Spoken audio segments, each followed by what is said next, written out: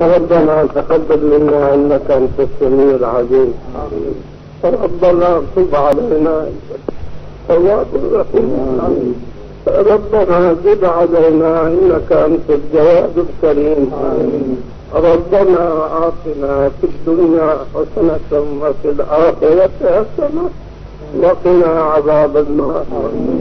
اللهم يا ربنا خذ هذه العقبة وعزز هذه العسرة وذكرنا حسن الرسول وقنا سوء المقدور وارزقنا حسن الطلب واكفنا سوء المنقلب بجاه حبيبك الأعظم سيد العجم والعرب صلى الله تعالى عليه وسلم.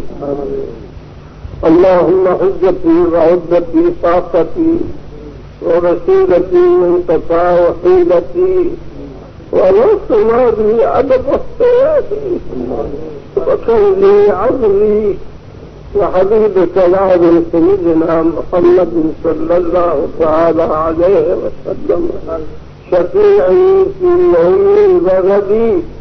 إلهي قطرة من بحار جودك تغنينا وذرة من تيار عصرك تسقينا.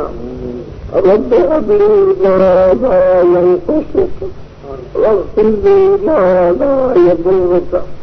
ربنا تقبل منا انك انت السميع العليم. سبحان ربك رب العزة وسلام على المرسلين والحمد لله رب العالمين. لا اله الا الله. موضوع الطعنين